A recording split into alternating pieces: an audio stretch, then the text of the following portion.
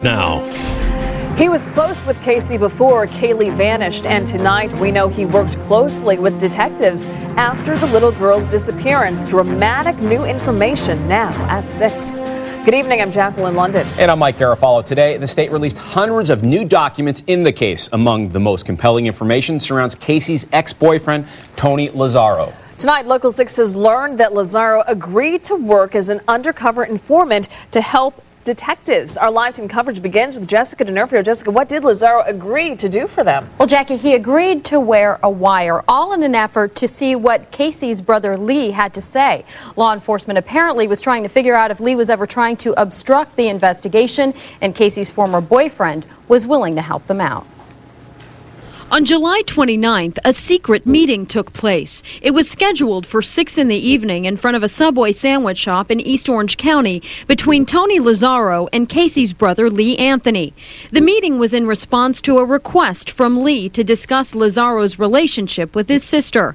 But when they met, Lazzaro was wearing an audio-visual device so detectives could listen in. Investigators even provided Casey's former boyfriend with an undercover vehicle outfitted with the same equipment.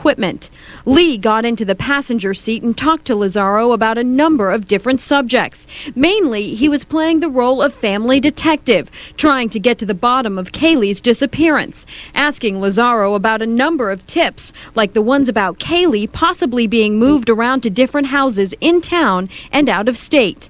Lee Anthony also mentioned that he was worried about Casey's former fiancée, Jesse Grund, and his possible involvement in the case. But never once in the conversation does Lee indicate that he didn't believe his sister's story about leaving the child with a nanny. And nothing in the conversation contradicts what Lee has been saying all along, that he was just trying to help the investigation, not to obstruct it. Now, the two men spent almost 2 hours talking in the car. Detectives called Lazzaro from another car to tell him to end the conversation. And did they release the audio or vision version of this conversation? No, we just got some notes, so the audio and the video could be coming in further discovery, so we'll wait and see if that comes. It could happen. All right, Jessica, thank you. And Lazzaro is also giving us new insight into a piece of video we've been showing you for months. The tape shows Kaylee with her great-grandfather on Father's Day last year. That's the day before George Anthony last saw his granddaughter alive. And tonight, according to Lazzaro, Casey was seen choked up over this video just a few days later. Mike DeForest joins us live and continues our team coverage. Mike. Well, Mike, back in late June, Tony Lazzaro had no idea that little Kaylee was missing. After all, every time he asked Casey about her, Casey would reportedly say that Kaylee was with the nanny. So Tony Lazzaro was certainly puzzled when he woke up one morning and found Casey looking at her laptop computer and crying.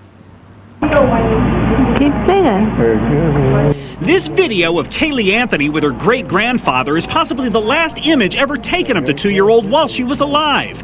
According to Casey's former boyfriend, Tony Lazzaro, about a week or so after the disappearance, that video evoked a surprising emotion from Casey. It was in the morning, and she was already awake, and she was just on her laptop watching this video, and she was crying, Lazzaro told detectives. But rather than uncontrollable sobbing, Lazzaro says Casey's demeanor reminded him of this press conference she attended at her attorney's office just before her murder arrest, describing it as a more pathetic cry, with Casey rubbing her eyes and fixing her hair. According to Lazzaro, Casey was much more emotional and teary-eyed the day he joked with her that he was moving out of state and they would have to break up. That seemed to upset her, asked the detective. Yes, said Lazzaro, much more than when I saw her and she was looking at the video on her computer. Yes.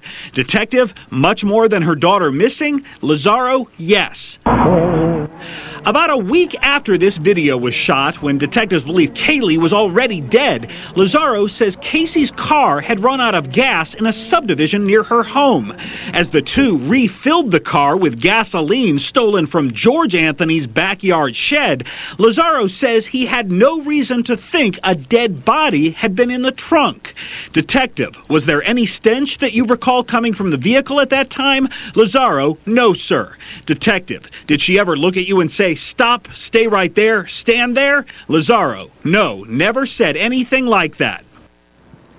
So what's the significance of Casey crying while she was watching that home video of Kaylee? Well, we can only speculate at this point. Prosecutors could certainly try to argue that that might show some sort of guilty conscience. They could also say that with Casey seeming to be more upset about possibly losing her boyfriend, well, that could potentially be a motive as to why she would have wanted to get rid of Kaylee, get her out of the picture. But the defense could easily argue that, of course, Casey was upset watching this video. Little Kaylee had just been kidnapped by the babysitter. We'll have to see how they use this in court if they use it.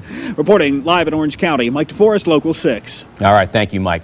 And part of the evidence released today, an attempt by the sheriff's office to track when Casey may have slept after her daughter disappeared. And it's all based on when she did not use her cell phone. The records indicate that from June 13th until June 16th, the day Kaylee disappeared, Casey stayed away from her cell phone in small stretches, only taking breaks for about 3 to 6 hours. But then on June 17th until early July, she goes a lot longer without using her cell.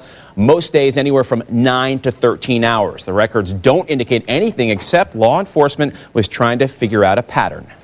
Also tonight, new video of Casey and Kaylee together. We don't know when this was taken, but we presume it happened months before Kaylee disappeared because of the length of Casey's hair and apparent age of Kaylee. We found this on YouTube, but we're not sure exactly where it came from. George and Cindy Anthony can also be heard on the tape. Listen, and you hear George call out to Kaylee. Cindy appears to be the one shooting the video. And today's discovery does not appear to be having a big impact on Casey's defense team. No, just a couple of hours ago, attorney Jose Baez released a statement saying, quote, "We are going to reserve comment on discovery releases until those times when the discovery is of some importance to the real evidence in this case." Local 6's team of reporters is still uncovering new information in the case against Casey. And Baez and Casey will be back in court next Thursday for a hearing on several motions. Local 6 will be in the courtroom for that hearing.